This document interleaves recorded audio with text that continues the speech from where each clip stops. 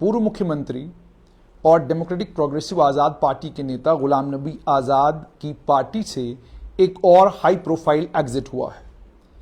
जाहिर सी बात है, पार्टी के नेताओं ने अब ये कहना है कि वो मैंडेट मांग रहे थे। पार्टी के नेता ये भी कहेंगे कि वो एक हारे हुए नेता थे, उनका अपनी कॉन्स्टिट्यूंसी में कोई असर नहीं था। ये सारी बातें पीरज़ादा मोहम्मद सईद ने जब पार्टी छोड़ी थी, बलवान सिंह ताराचंद ने जब पार्टी छोड़ी थी, डॉक्टर मनोहर लाल ने जब पार्टी छोड़ी थी, तो उस समय डीपीएपी के नेताओं ने यह कहा था कि ये तमाम वो हारे हुए लोग हैं और इन हारे हुए लोगों के पास कोई ऑप्शन ही नहीं था। गुलाम नबी आज़ाद ने इनको अपने साथ रखा था ताकि इनका पॉलिटिकल कैरियर रिवाइव होता, लेकिन इन लोगों को इस बात की समझ नहीं आई, पार्टी छोड़कर चले गए। अब उसका नतीजा ये निकला है कि अब ये न घर के हैं न घाट के हैं। हाजी अब्दुल रशीद पूर्व एमएलए सोपोर जिस समय डीपीएपी के साथ आए थे, तो डीपीएपी ने यह कहा था कि डीपीएपी को सोपोर और उस इलाके में मजबूत करने का, पार्टी को मजबूत करने का काम जो है हाजी अब्दुल रशीद करेंगे। लेकिन आज पार्टी ने आधिकारिक तौर पर हाजी अब्दुल रशीद को पार्टी की सदस्यता से बाहर निकाल दिया है, उनकी सदस्यता खत्म की है। उनकी सदस्यता खत्म करने का मतलब यह है कि हाजी अब्दुल रशीद को लेकर जो अटकलें पहले लग रही थी कि वो जम्मू कश्मीर अपनी पार्टी में भी जा सकते हैं और कांग्रेस का दामन भी थाम सकते हैं, और इतना ही नहीं बल्कि नेशनल कॉन्फ्रेंस भी उनके लिए एक ऑप्शन हो सकता है। संभवतः किसी भी एक पॉलिटिकल पार्टी में इन तीनों में से वो जा सकते हैं। ये अटकलें लंबे समय से लग रही थी, लेकिन किसी को इस बात पर यकीन नहीं आ रहा था कि हाजी अब्दुल रशीद वाकई कुछ ऐसा करेंगे। लेकिन आज जो समाचार आया है, उस समाचार के मुताबिक हाजी अब्दुल रशीद को डेमोक्रेटिक प्रोग्रेसिव आजाद पार्टी ने पार्टी से बाहर का रास्ता दिखा दिया है। कल गुलाम नबी आजाद के भाई के बेटे मुस्तफा आजाद ने भी पार्टी छोड़ दी, और जो उनके करीबी हैं उन्होंने ये कहा कि पार्टी इसलिए उन्होंने छोड़ी है क्योंकि पार्टी के अंदर इनडिसिप्लिन है और वो इस इनडिसिप्लिन को बर्दाश्त नहीं कर सकते।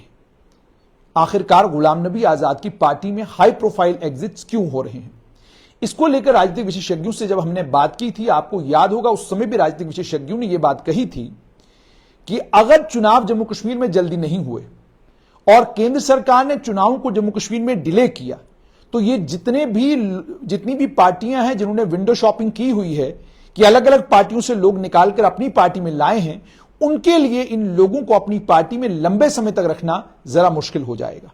इसलिए मुश्किल हो जाएगा क्योंकि ये लोग ये सोचकर पार्टी में आए हैं कि जल्द चुनाव होंगे और जल्द चुनाव के नतीजे में ये लोग सत्ता में आएंगे। और उसके बाद ये भी कि अगर मुफ्ती मोहम्मद सैयद 2002 में 16 एमएलए लेकर जम्मू कश्मीर के मुख्यमंत्री बन सकते हैं, तो गुलाम नबी आजाद भी 10-12 एमएलए अगर वो जीतते हैं उनके चुनाव में, तो वो भी जम्मू कश्मीर के मुख्यमंत्री बन सकते हैं। ये सारी बातें हैं जिन बातों को लेकर सबको ये लग रहा था कि गुलाम नबी आजाद आने वाले कल में जम्मू कश्मीर का एक बहुत ताकतवर राजनीतिक चेहरा हो सकते हैं।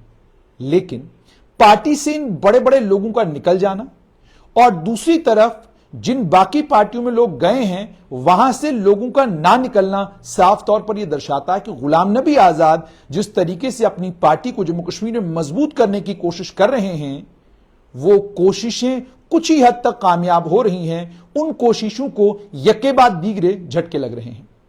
आपको याद होगा डोडा से जुड़े हुए एक डीडीसी, उन्होंने पार्टी छोड़ दी। डोडा का एक उभरता राजनीतिक चेहरा, उन्होंने पार्टी छोड़ दी। कश्मीर के डीडीसी, उन्होंने पार्टी छोड़ दी। और उसके अलावा कई और नेताओं ने पिछले दिनों में पार्टी छोड़ी है।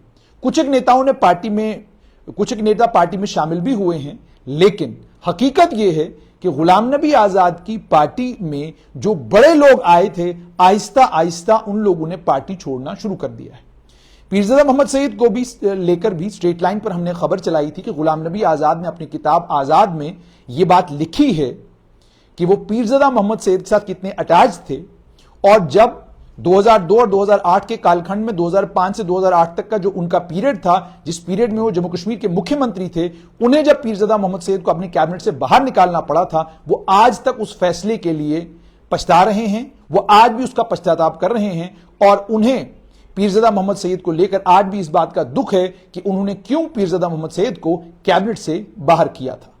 अब ये सारी चीजें गुलाम नबी आजाद की किताब में बाद में आई, लेकिन खबर यही कि अब हाजी अब्दुल रशीद भी गुलाम नबी आजाद की कश्ती से निकल गए हैं और देखना है नई किस कश्ती में वो बैठते हैं। मगर इन सारी डेवलपमेंट्स का मतलब यह है कि गुलाम नबी आजाद की पार्टी की कश्ती भंवर में है।